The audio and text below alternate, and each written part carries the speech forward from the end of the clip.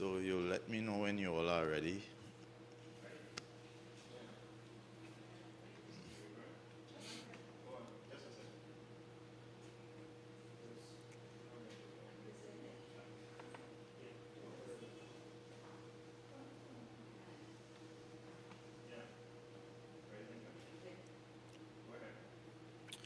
So good morning, everyone. Good morning, ladies and gentlemen. Let me say a special good morning and welcome to the members of the media. Thank you for responding to our invitation to attend this media conference this morning.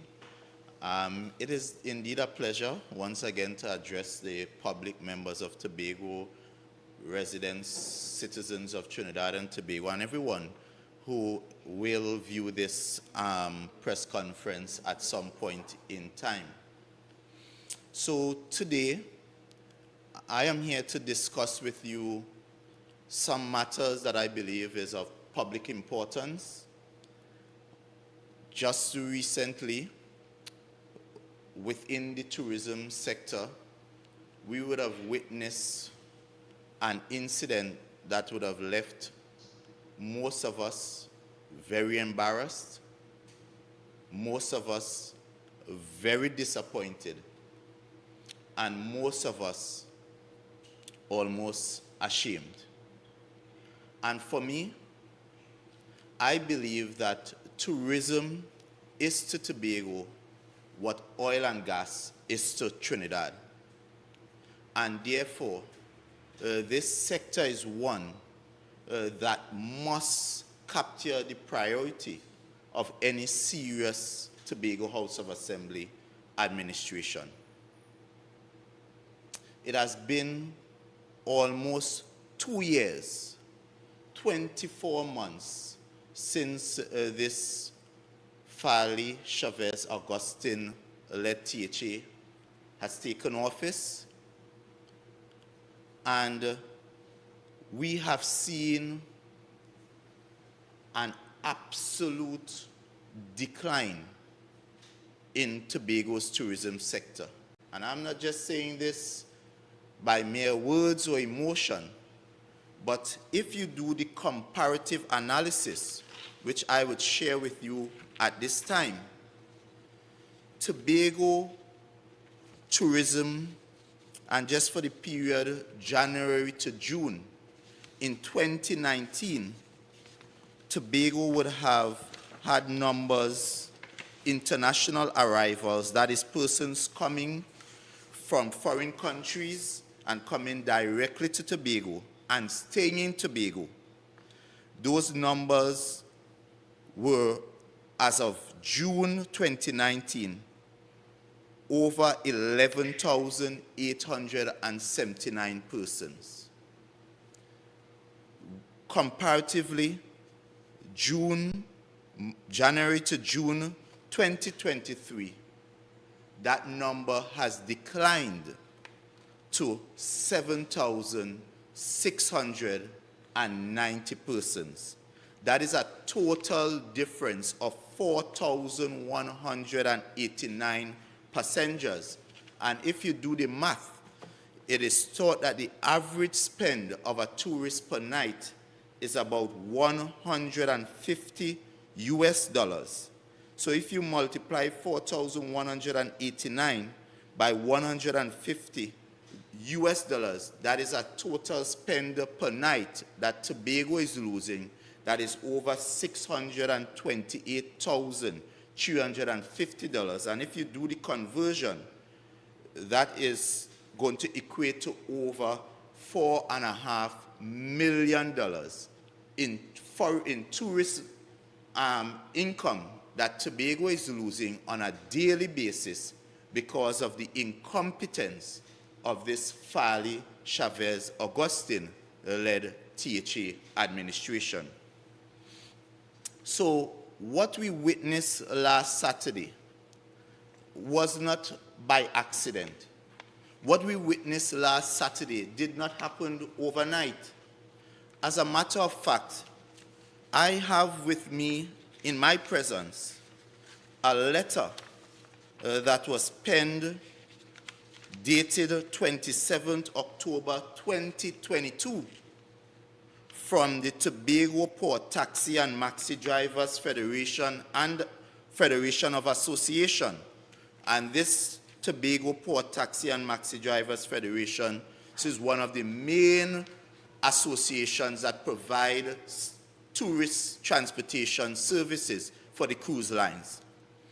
And this association is writing, as I can show you this letter, purportedly dated 27 October 2022, and it's addressed to the Secretary of Tourism, Ms. Tasha Grace Boris. And they are saying in this letter, and I would share with you the contents. Sincere greetings to you.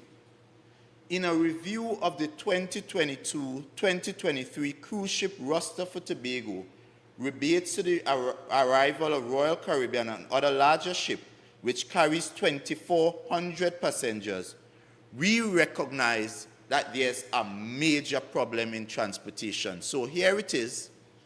Very early, since last year, the Maxi Taxi Association is writing to the Secretary of Tourism, indicating and alerting her that there is a problem.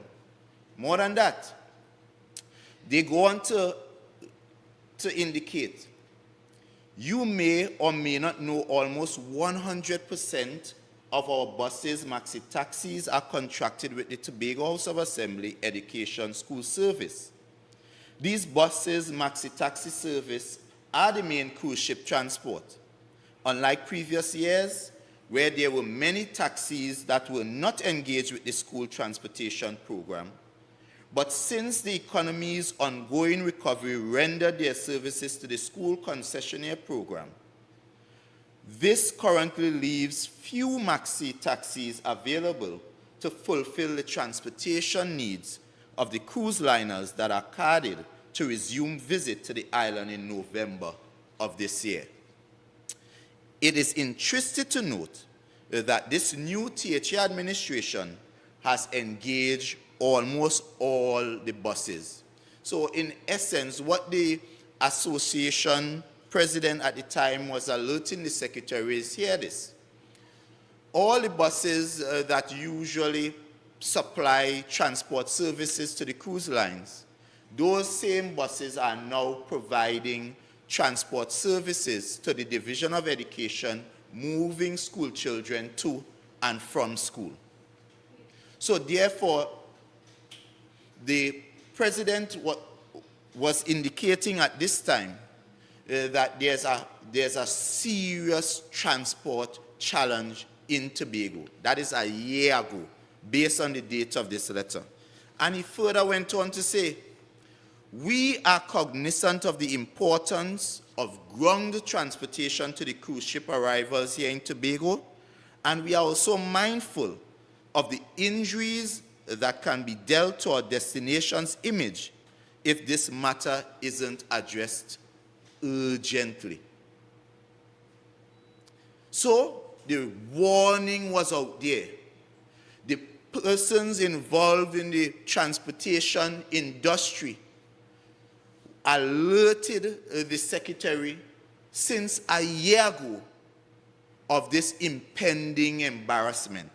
So finally they ended by saying, we see this as a major problem, and we believe it to be that it must be an issue to be addressed as early as now.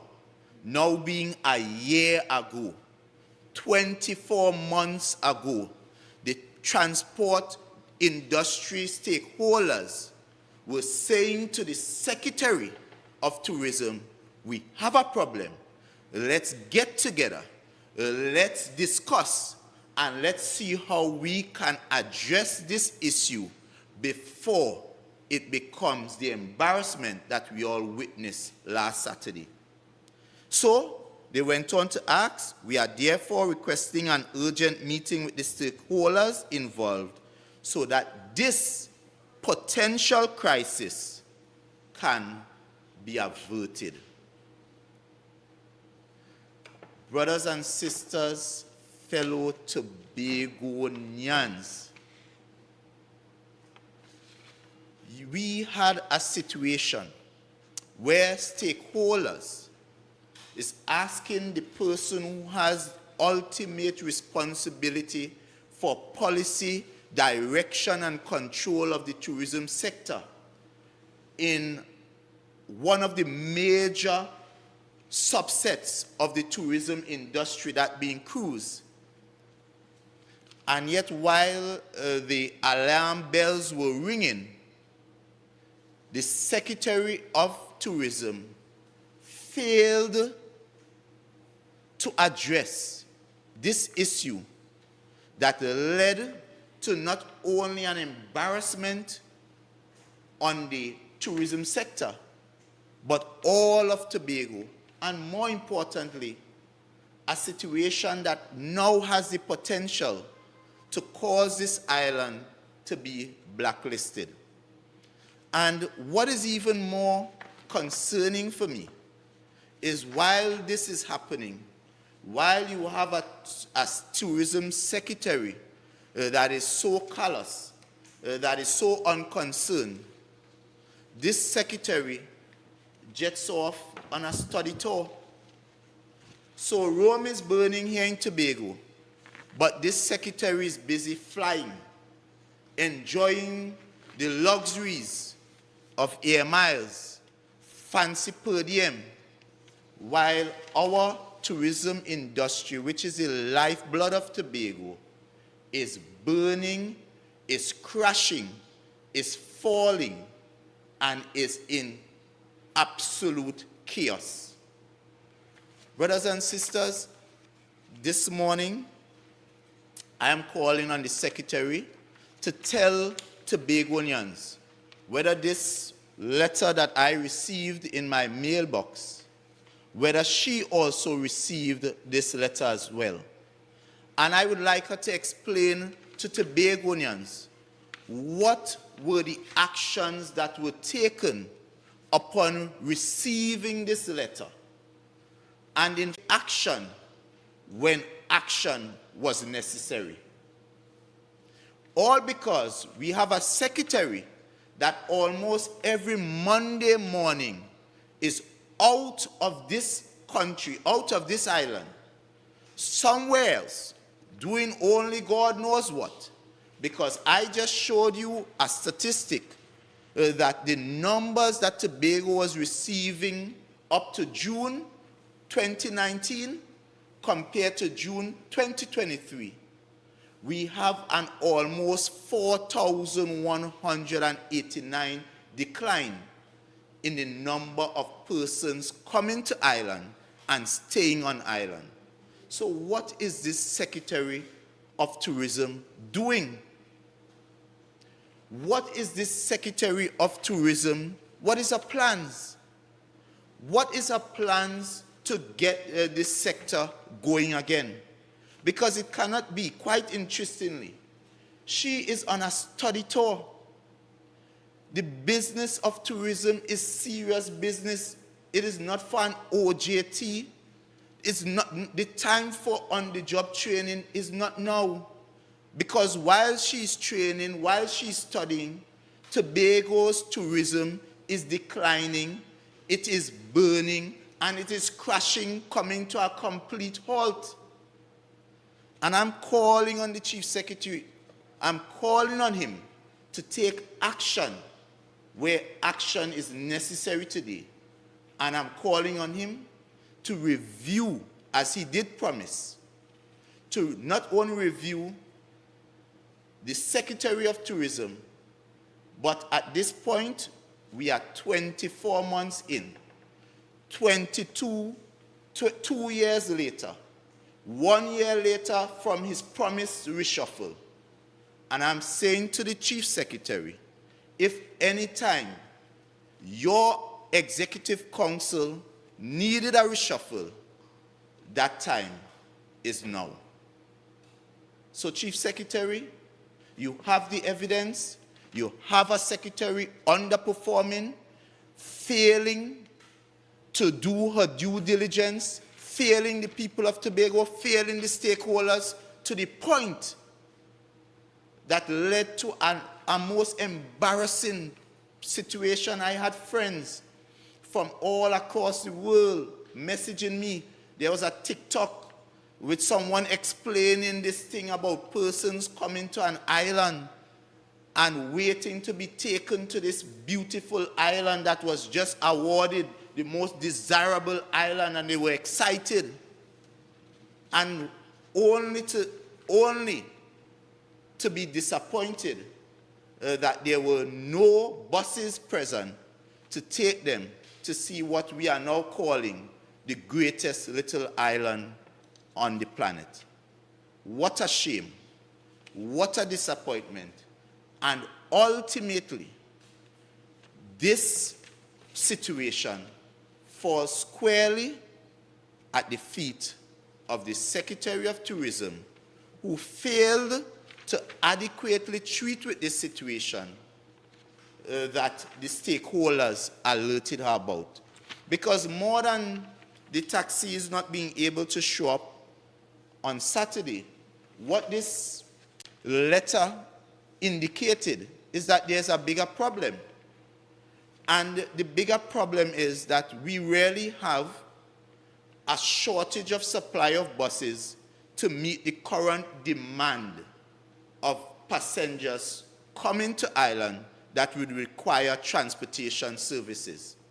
And the question therefore has to be, after a year of being alerted, what was done to ensure that we can in fact meet the demand, we can in fact provide reliable transportation for persons coming to Ireland to experience Tobago? And the answer is absolutely nothing, because a responsible secretary who brought a motion to the House talking about Transport and Tobago creating their own division, transport corporation, taking ground transportation, air transportation, and sea transportation. You would think that the ground transportation would have been the perfect start to show that we are in fact capable of creating a reliable public transport hub, a reliable transportation system that can advance and complement what we are trying to do with our tourism sector. And therefore, there are opportunities, perhaps through BDU, opportunities through venture capital, where the THA, understanding that there's a real shortage, could have put out a request for proposal to interested Tobagonians who want to provide transportation services to purchase vehicles at a reduced loan rate. We could have created a loan guarantee program for persons who wanted to get into the business of tours and transportation, and perhaps that would have allowed us to have an additional 50 or 40 or 30 persons in the industry, and perhaps then you would have averted this situation that is now a crisis situation, because while this would have happened on Saturday, there are more cruise liners to come. And there are cruise liners that are coming with more passengers. The question is, do we now, as of now, have the capacity to deal with those cruise liners? And that's the million-dollar question. So, ladies and gentlemen, I am concerned. I am very disappointed, like the rest of you, that while we had the euphoria of celebrating being awarded third most desirable island by Wanderlust, that on the ground, the experience is one that does not equate to being a place that is desirable. The experience is one of disappointment, and therefore there must be some level of consequence, and the consequence has to be that the Chief Secretary review the role of the Secretary of Tourism. Finally, I want to address a second issue. That issue has to deal with the office of the Deputy Chief Secretary. And it's a conversation I want to have with you, fellow Tobagonians. Because it has been 2 years, we have spent almost $10 million in salary, wages, rental of buildings. In fact, we rented a building that was never used for over $2 million. And we have to come to the point and ask ourselves whether that office of the Deputy Chief Secretary is serving the purpose to which we were told it was supposed to serve. We have to ask ourselves whether that office of the Deputy Chief Secretary is giving us a value for money. We were told that the office of the Deputy Chief Secretary has 2 core functions. Those functions being, 1, to advance the autonomy issue, and 2, to provide services in Trinidad for Tobagonians residing in Trinidad. On those 2 core functions, the office of the Deputy Chief Secretary has failed and failed miserably, because as we stand, we have not had 1 stroke of a pen, 1 stroke of a letter, 1 stroke of an action taken to advance Tobago's autonomy. In fact, we have had over 20 sittings in the Assembly Legislature, and through the office of the Deputy Chief Secretary, not one of those motions involved the autonomy issue. We have had a building where the THA procured and rented for over 12 months, spent over $2 million. Not 1 desk, not 1 chair, not 1 table was put inside that building, not 1 person, not 1 day of work, not 1 day of service was ever given in that building. Yet in the office of the Deputy Chief Secretary, and I will repeat what I repeated before, we have persons being paid, senior technical advisor, over $33,000. We have persons being paid, technical advisor, $30,000. We have persons being paid in that division, director of energy, over $27,000, $29,000. Director diaspora relations, $21,000. Director policy monitoring and evaluation, $24,500. At one point, they even had something called, for a period of April 1st, 2022 to January 31st, 2023, they created a position called Office Support Coordinator. And that Office Support Coordinator was paid $16,433. And the reason I want to zero in on this Office Support Coordinator, and I challenged the Secretary of the Deputy Chief Secretary to tell us what was the qualification of the person paid $16,433 as Office Support Coordinator. And the reason I'm asking that question is because the Deputy Chief Secretary, in responding to the original claims, justified the salaries and said, in fact, they were being paid lower than industry standards.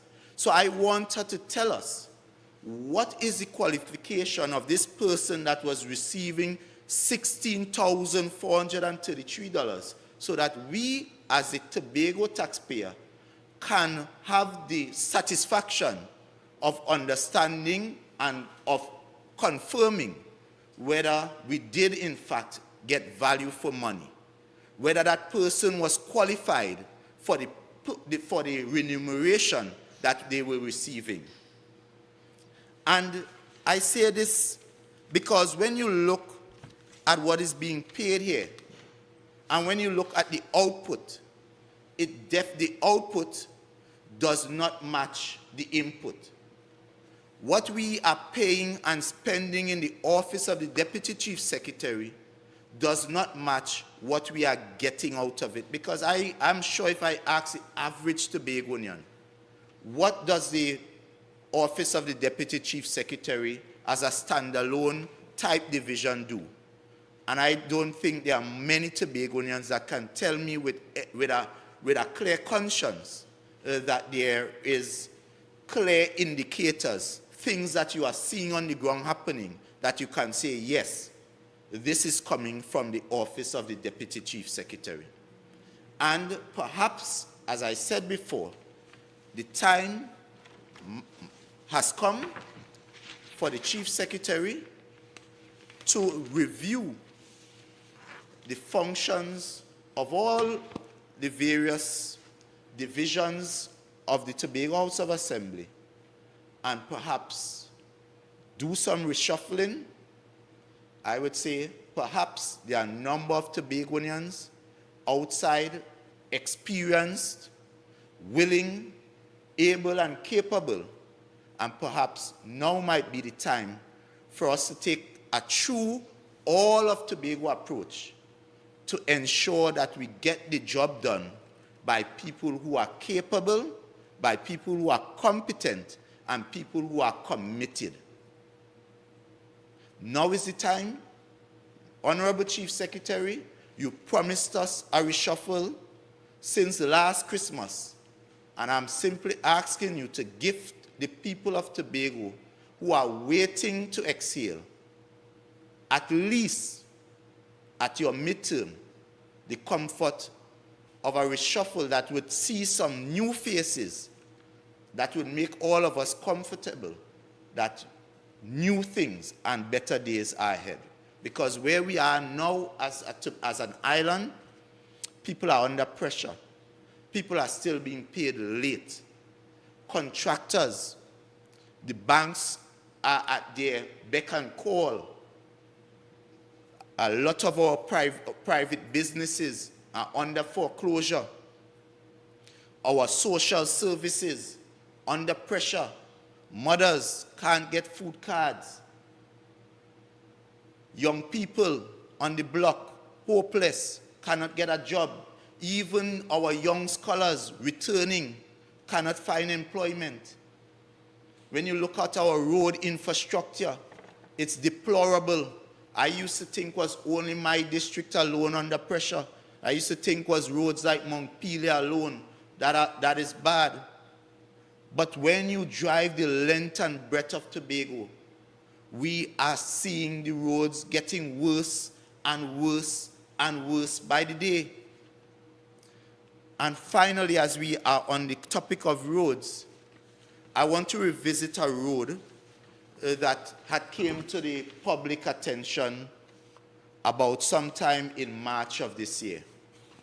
And by way of a press release, we learned of the construction of the Shervan Connector Road.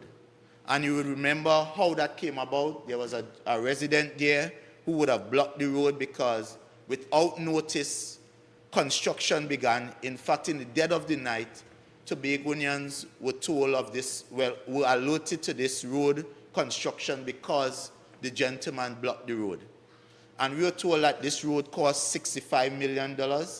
I did warn the public at that time that that road will end up in the court because we came to realize that that road, the Division of Infrastructure, did not seek the requisite EMA approvals as is required by law.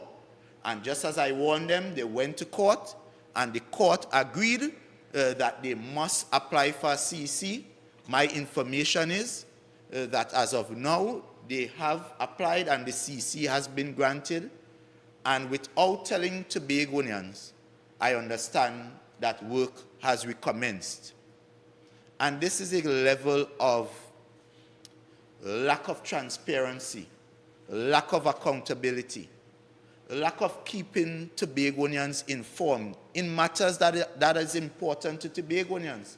Because here it is, You have the Chief Secretary telling us that he only has $6 million to spend for all of the development works in Tobago. But at the same time, this same Chief Secretary is going to spend $65 million to connect this new road. And the question is therefore, it's about priority. Because what is the priority of this administration? Is it about constructing a new road that is costing $65 million, or treating with the roads that are getting worse and worse by the day? Which one is more important? The road that you have not yet driven on, or the roads that you are driving on? The roads that will keep us safe on a daily basis, that we have to traverse to get to work, to and from work? Because this very project is a project that the central government did approach the THA to do in collaboration. And this road would have been a $92 million road construction that was a dual carriageway with a number of added amenities. What we are getting from this road is a single carriageway that is inferior to the road. So here you have the central government willing to fund this road at no cost to the THA, which would have allowed the THA to take that same $65 million and deal with all the bad roads in Tobago. But yet, the THA is opting to forego that opportunity and to now go and put the Tobago citizens in debt by doing this design-build finance arrangement where over time they have to repay $65 million to this contractor. Now all I'm asking Tobagonians, do you believe that this is the best approach, the best use of our money? We have an approach where we can collaborate with the central government.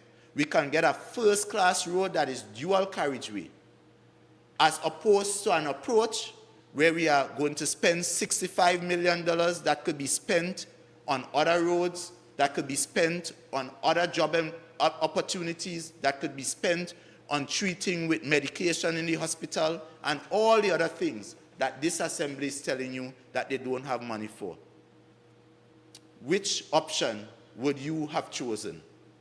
Ladies and gentlemen, on that note, I just want to continue to encourage Tobagonians. As I've always said, let us stand together as Tobagonians. Let us stand for what is right. Let us support what is good.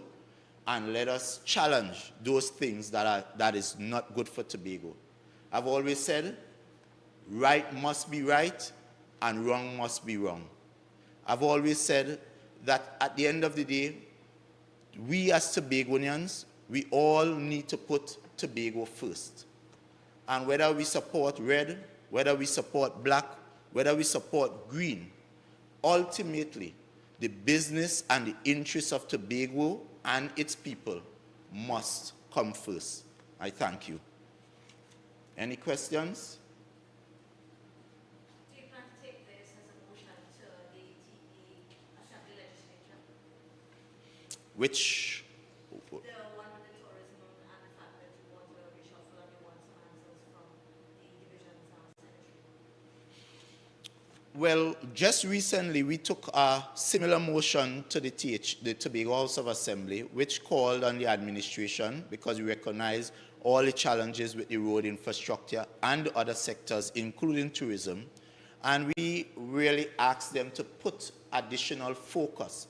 Let us focus on how we can come together as an assembly and come up with plans, strategies, policies to ensure that we treat with those burning issues. And rather than us as an assembly agreeing that yes, we will take those issues seriously, what we had in the assembly at that time was the members of the majority members deciding to alter the motion to really create a praise and worship inside of the assembly, where they were simply praising themselves for the lovely work they were doing, and basically saying to all of Tobago, the things that are affecting you really and truly is not important to them. So whether I would take a motion of this nature again, all depends on what the people of Tobago says, because ultimately what I do in the House is really influenced by what the people of Tobago, what they are experiencing at any point in time. We only have opportunities to take motion once every 3 months. So the next opportunity would be in February, and perhaps we don't know what would be engaging the people of Tobago at that time. But whatever is important to the people of Tobago, we try to use that time to raise in the House. You pointed, clearly to the seriousness of how tourism contributes to Tobago's economy. Do you then plan to either meet with or write the Chief Secretary with regards to this and to express your concerns and to voice the outrage that you have done, just like today? Well, thank you for that question. I'm always willing to meet with the Chief Secretary to talk and discuss and dialogue on all matters important to Tobago. As you would recall, very early when we started to experience during the COVID, I did reach out, and we did initially have, I think we sent to them some suggestions as to how we can deal with COVID, and some of it was taken on board. We saw the results.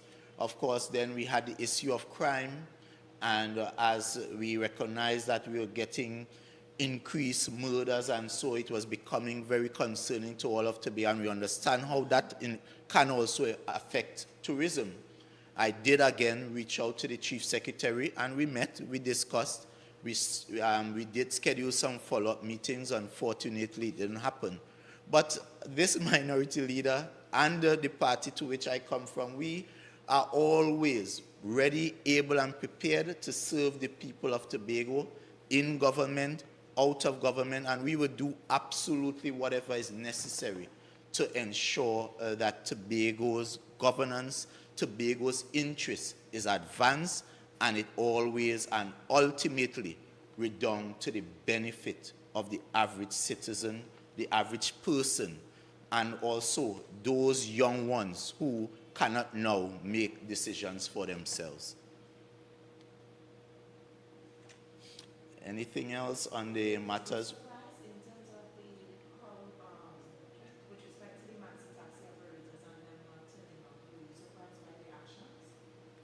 Well, good question. It caught me by surprise, because we all know that cruise liners come almost on a daily basis when you have the cruise season. So weekend cruise liners being here is not an unusual thing. And it further emphasizes and further shows up the incompetence of this administration. Because under the People's National Movement, as much as you hear them saying this 21 years, I do not recall a time we had such a situation like this. Because what you had were secretaries that were competent, secretaries that were focused, secretaries that gave the issues of the day the kind of focus that is required to ensure that we avert any kind of embarrassment as we saw on Saturday.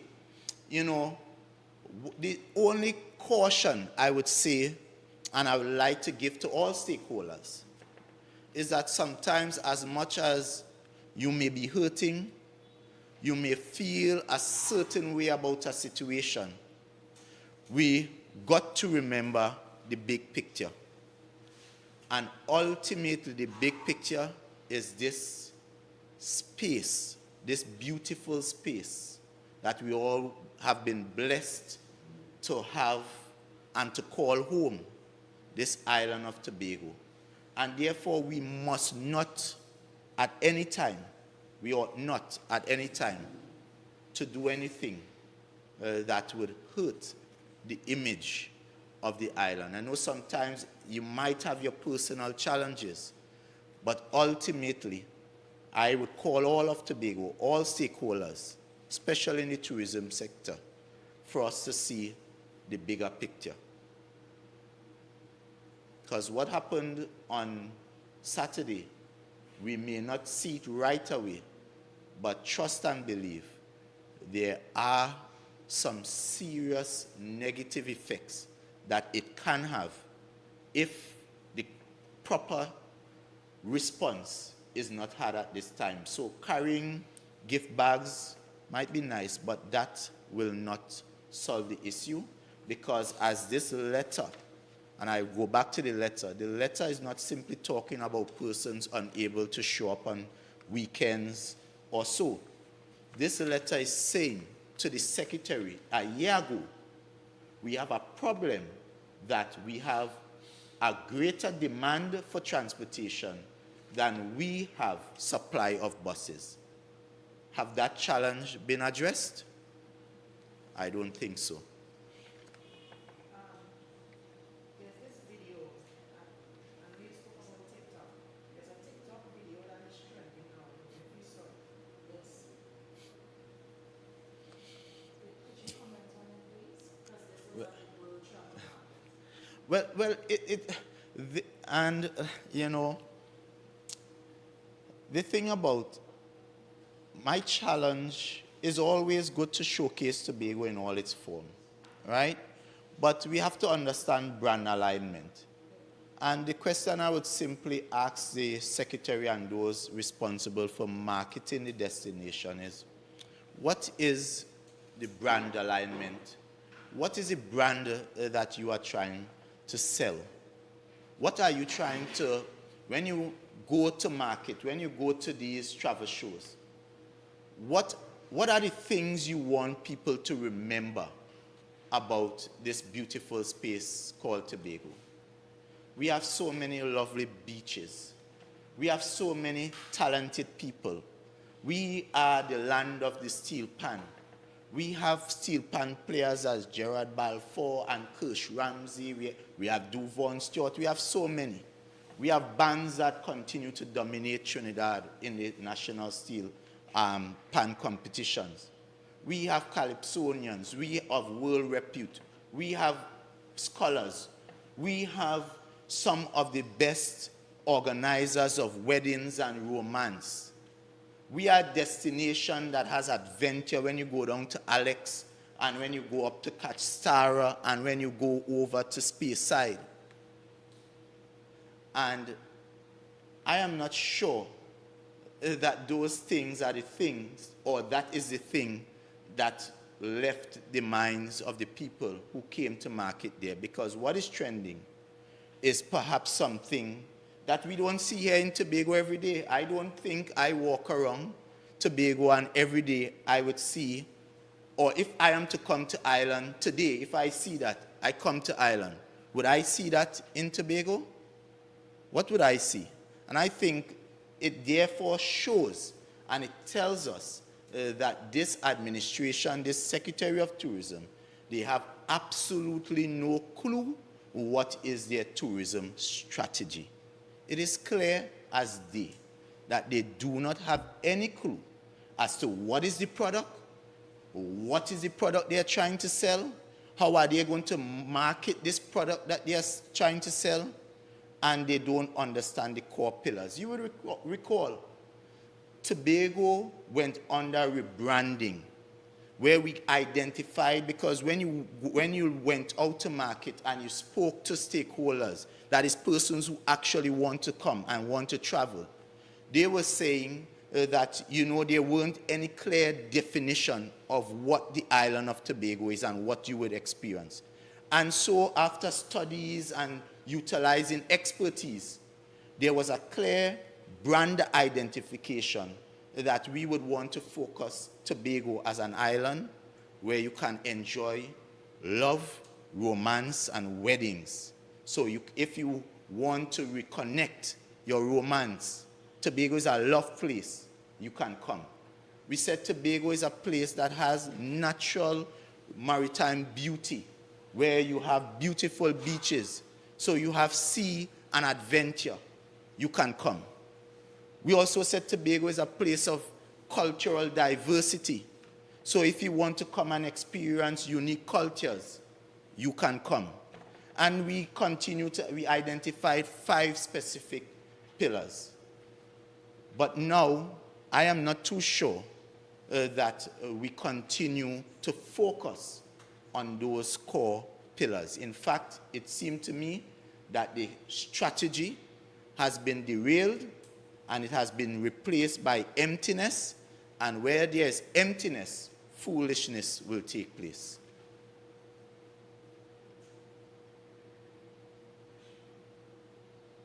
Any further questions?